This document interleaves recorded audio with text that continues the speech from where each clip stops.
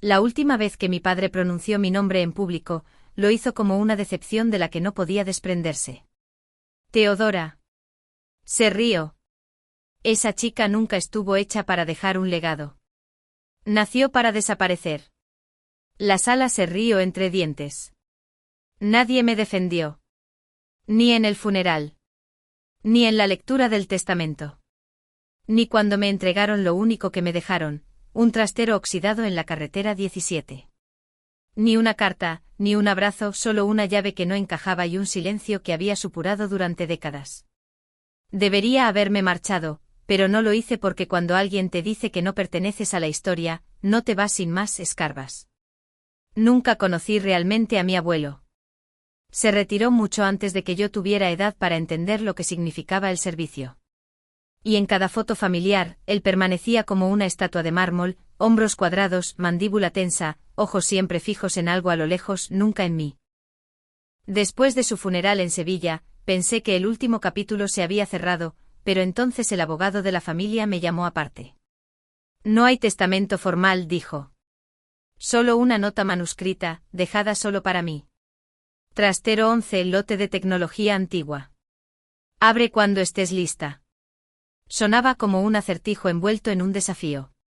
El tipo de cosa que los viejos soldados dejan cuando creen que la muerte les da derecho a ser crípticos. Casi lo tiro. Casi. El trastero estaba escondido detrás de una fila olvidada de cubículos de metal, engullidos por las enredaderas y el óxido. Una advertencia descolorida aún se aferraba a la puerta de acero. Entrada no autorizada prohibida. La cerradura se desmoronó bajo presión. Al forzar la puerta soltó un chirrido. Mitad protesta, mitad exhalación. Esperaba cajas de municiones, quizás algunos metales mohosos. En cambio allí estaba un enorme cofre de madera, manchado de sal y tomillo, exhalando una extraña y pesada quietud, grabado en su tapa, casi borrado por la edad. Eco cascada, no abrir sin orden. Por primera vez en mi vida, me pregunté si mi abuelo había abandonado alguna vez el campo de batalla. Dentro del cofre todo estaba dispuesto con una precisión casi ceremonial, como un altar de soldado a la memoria. Un pesado reloj de pulsera con la esfera agrietada descansaba encima, sus manecillas congeladas a las 4:17. Debajo yacía un mapa militar descolorido. Las líneas dibujadas y la tinta roja superpuestas tantas veces que las coordenadas se habían desdibujado en el caos. Un solo sobre reposaba junto a ellos, sellado pero quebradizo por la edad.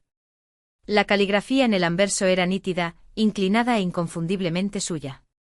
No encontrarás validación en revelar, pero podrías encontrar paz en esperar el momento adecuado. No era el tipo de mensaje que un hombre deja a su familia. Era el tipo de advertencia que un hombre deja a su conciencia. Entonces lo vi, escondido bajo el mapa, medio oculto en el polvo, una placa de identificación. Por un momento sentí un nudo en el pecho, segura de que diría Serrano, pero no fue así. Manuel F., Marqués, Armada Española. Los bordes estaban corroídos. Una fina X grabada en la parte trasera como si alguien la hubiera marcado deliberadamente. Pasé el pulgar por el grabado, sintiendo el surco áspero. Quienquiera que fuera este hombre no pertenecía a la caja de mi abuelo. Y quizás ese era el punto. Esa noche busqué en todas las bases de datos a las que pude acceder. Registros públicos, registros de operaciones sellados, incluso archivos desclasificados del OSEAL. Nada. Manuel Márquez existía, pero solo en fragmentos, como un fantasma cosido en la historia. Entonces lo encontré. Un único informe de 1984. Operación Furia Urgente. Granada. Manuel Márquez. Reconocimiento naval. Estado, desaparecido en combate. ¿El inconveniente? El expediente de mi abuelo lo mostraba como totalmente retirado desde 1982. Uno de ellos había mentido, y yo estaba a punto de descubrir cuál. A la mañana siguiente saqué todo del cofre de nuevo, necesitando verlo de otra manera, como evidencia en lugar de herencia. En el fondo, aplastada contra la madera, había una vieja fotografía en blanco y negro. Mi abuelo de pie junto a Manuel, ambos con uniformes de combate. Suciedad manchada en sus rostros, pero había un espacio entre ellos. Limpio, deliberado. Alguien había cortado el centro de la imagen. No rasgado, cortado, recto, suave, quirúrgico. El tipo de precisión que solo una mano entrenada podría hacer. Quienquiera que lo hubiera hecho no solo había eliminado a una persona. Había eliminado una verdad. Necesitaba respuestas. Así que localicé a Antonio Rivas, un SEAL retirado de la antigua unidad de mi abuelo. Sonó sorprendido cuando lo llamé, pero aceptó reunirse a la mañana siguiente en una pequeña cafetería a las afueras de Sevilla. Al amanecer mi teléfono sonó antes de que siquiera tomara mis llaves.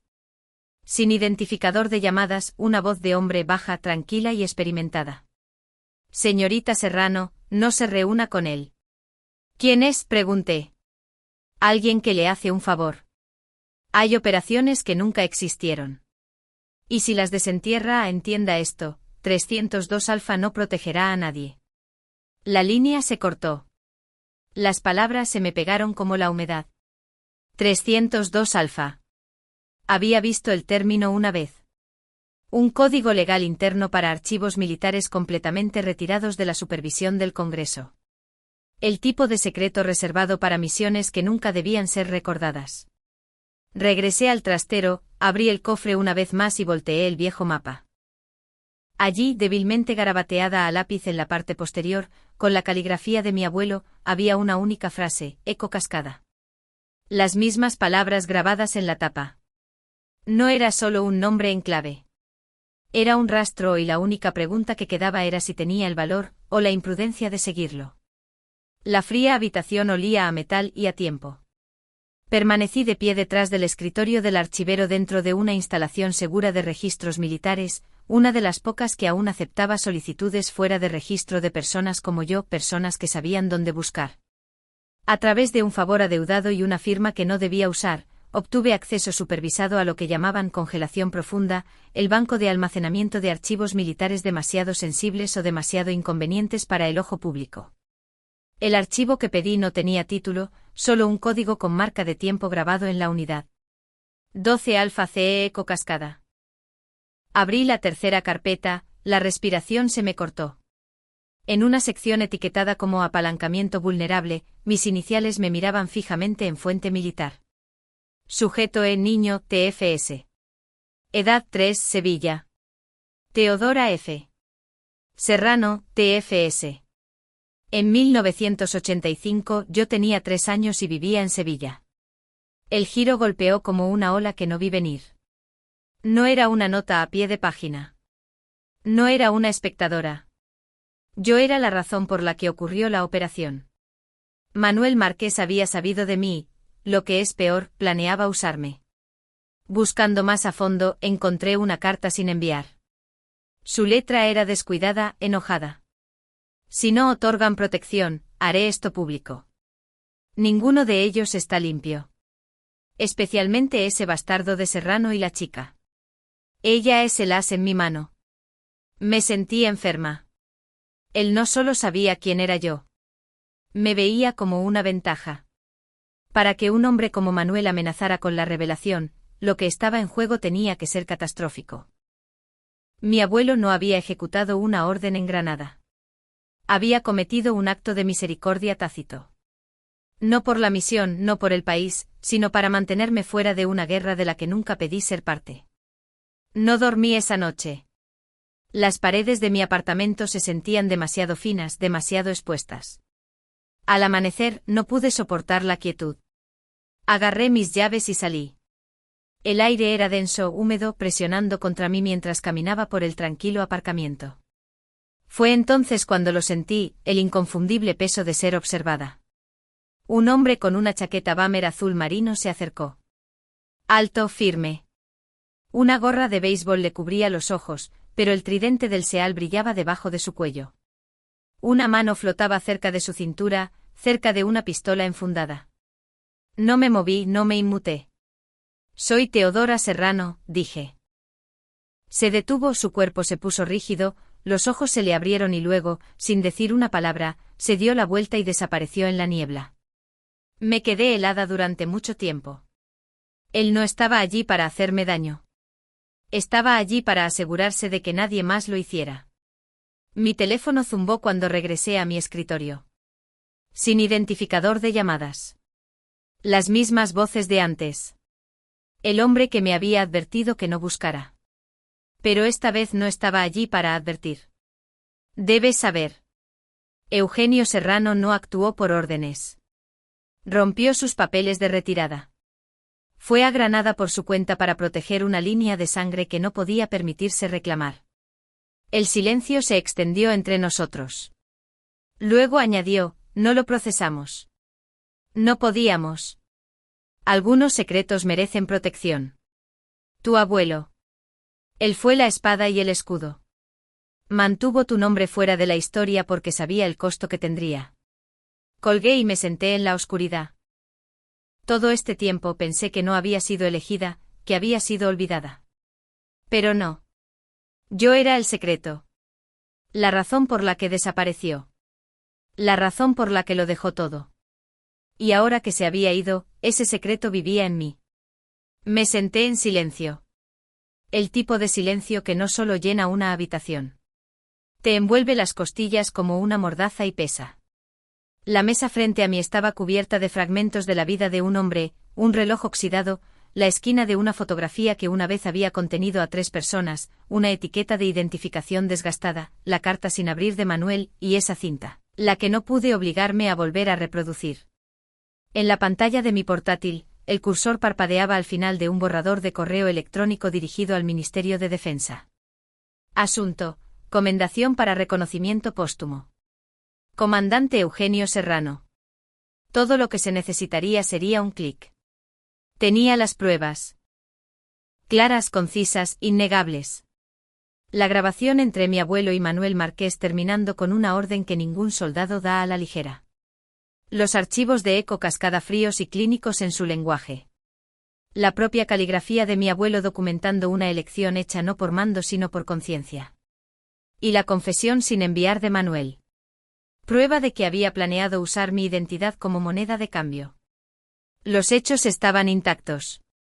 El caso era sólido. Pero también tenía algo más. Algo que hacía que presionar enviar se sintiera como una traición. Tenía un silencio. El tipo de silencio con el que un hombre elige morir. El tipo que grita más fuerte de lo que el metal podría jamás. Llamé a mi padre. Lo sabías, ¿verdad? Sí. Y nunca planeaste contármelo. Me hizo prometer que su legado no se transmitiría como un comunicado de prensa. Y si decido revelar todo, no te detendré. Pero recuerda, el verdadero honor no viene de lo que revelas. Viene de lo que eliges llevar, incluso cuando duele. Dejé que la llamada terminara sin decir otra palabra. Miré fijamente la pantalla. Mi dedo se cernía sobre el ratón. Hacer clic reescribiría la historia, convertiría a un hombre silencioso en un símbolo, tal vez incluso restauraría el registro que él mismo había borrado. Pero, ¿a qué costo? ¿Lo estaría honrando o deshaciendo el mismo sacrificio que hizo para protegerme? Si exponía la verdad, sería por él pero también por mí un extraño cóctel de justicia y validación. Pero si lo mantenía oculto, no obtendría un cierre. Heredaría su carga. Y tal vez ese fue el punto todo el tiempo. Me volví hacia la mesa.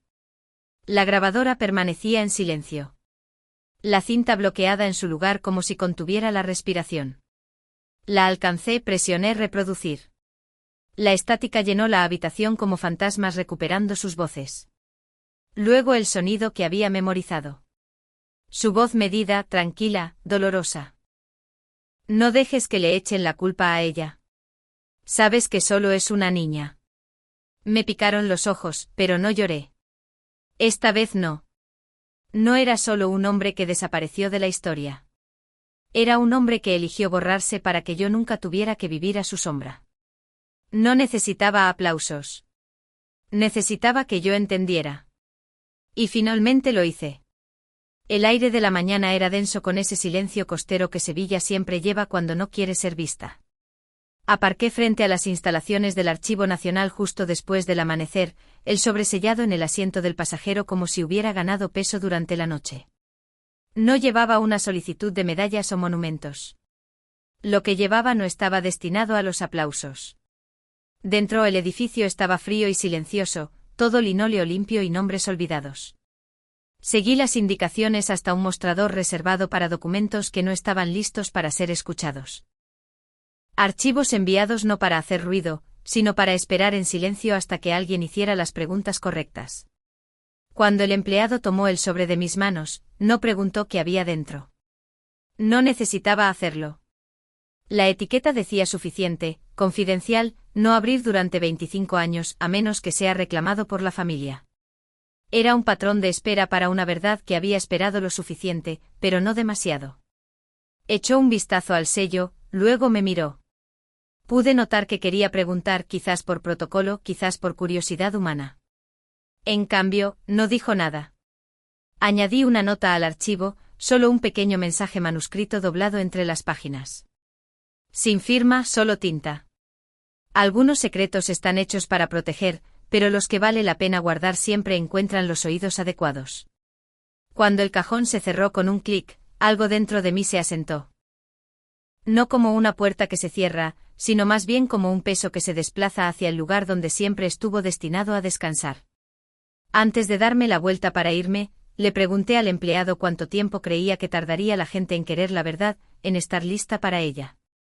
Me dedicó una especie de sonrisa cómplice, desgastada por los bordes, como la gente que ha visto a otros ir y venir con historias demasiado grandes para llevarlas solos. No se trata de tiempo, dijo. Se trata de la diferencia entre querer saber y estar listo para entender. Afuera, la niebla se rizaba alrededor del pavimento como una respiración contenida un segundo demasiado. No hacía frío. Se sentía limpio. Me quedé allí un rato, insegura de lo que vendría después. No porque estuviera perdida, sino porque por primera vez, no estaba persiguiendo nada. No se trataba de vindicarlo. Ni siquiera se trataba de perdonarlo. Se trataba de entender por qué permaneció en silencio. Y ahora, habiéndolo visto todo, la misión, las mentiras, la pérdida, la misericordia, lo entendí. Él no quería que el mundo lo llamara un héroe. Solo quería ser recordado por alguien que conociera toda la verdad, y aún así eligiera ser gentil con ella. Caminé hacia mi coche, cerré la puerta detrás de mí, y me quedé quieta por un momento, observando la niebla flotar por el parabrisas. No era el final de su historia, pero me había convertido en su guardiana. Y a veces eso es más que suficiente. Regresé al trastero por última vez, no para buscar más, sino para despedirme. No quedaba nada por descubrir. La verdad ya había hablado en los espacios entre lo dicho y lo callado. La cerradura cedió fácilmente ahora, como si me reconociera. Enrollé la puerta y entré en la quietud. El polvo flotaba a través de la luz, suave como la ceniza. El destartalado cofre estaba en el mismo lugar donde lo había dejado. Inalterado excepto por la sensación que me transmitía. Ya no parecía una bóveda. Parecía un monumento. Limpié la tapa con la manga de mi camisa, quitando la última capa de tiempo. Luego saqué el viejo reloj de pulsera del bolsillo de mi abrigo y lo coloqué suavemente sobre la madera. El cristal agrietado atrapó el sol lo suficiente como para brillar. Lo volteé y dejé que mis dedos trazaran los números invertidos. 8391, 30 de agosto de 1991. La fecha en que mi abuelo desapareció de todos los registros militares. El día en que comenzó Eco Cascada. El día en que eligió el silencio sobre la supervivencia. Abrí una pequeña caja de metal y la coloqué junto al reloj. Dentro había una copia de la carta que me había escrito, la que lo inició todo. Pero yo había añadido algo de mi propia caligrafía, doblado cuidadosamente detrás de sus palabras. No fuiste la oscuridad. Fuiste el escudo. No importaba si alguien más lo veía. Solo necesitaba decirlo en voz alta para él, para mí. Antes de irme, cerré la caja y pegué una sola etiqueta en la parte superior. Para cuando ella pregunte. La niña que yo era a los 3 años nunca habría entendido por qué desapareció de todos los registros, porque nadie pronunciaba su nombre en las fiestas, o porque el silencio a su alrededor era más fuerte que cualquier historia familiar. Pero la mujer en la que me había convertido, ella lo sabía. Entendió lo que significaba ser protegida por una misión. Ser mantenida a distancia, no por rechazo sino por amor. Tal vez algún día tendré una hija. Tal vez pregunte por el anciano de la foto con los ojos de acero y la mandíbula apretada. Y le diré que el silencio no siempre es culpa. A veces es gracia. A veces es la última línea que traza un soldado cuando no hay un camino seguro hacia adelante. Me di la vuelta, eché un último vistazo al espacio que había albergado generaciones de fantasmas, luego dejé que la puerta se cerrara detrás de mí. Golpeó el suelo con un sordo estruendo. No el fuerte golpe que hizo cuando la abrí por primera vez, sino una exhalación suave y cansada. No me inmuté. El sol del mediodía en Andalucía pintaba todo de oro y óxido, el tipo de luz que hacía brillar incluso las cosas olvidadas. Me alejé del trastero y dejé que el calor me envolviera. No asfixiante, no sofocante, cálido, como algo que finalmente se había asentado. Había caminado por el pasado, no para cambiarlo, sino para llevarlo de otra manera, y ahora ya no me arrastraba como una cadena. Estaba a mi lado, silencioso y orgulloso. No pude reescribir su historia, pero sí pude entenderla. Y al final, esa podría ser la forma más sagrada de justicia que podemos ofrecer a quienes eligieron llevar sus cargas solos. Algunos legados son ruidosos. El suyo no lo era. Pero era mío. Y lo guardaré no con un titular, sino con un susurro.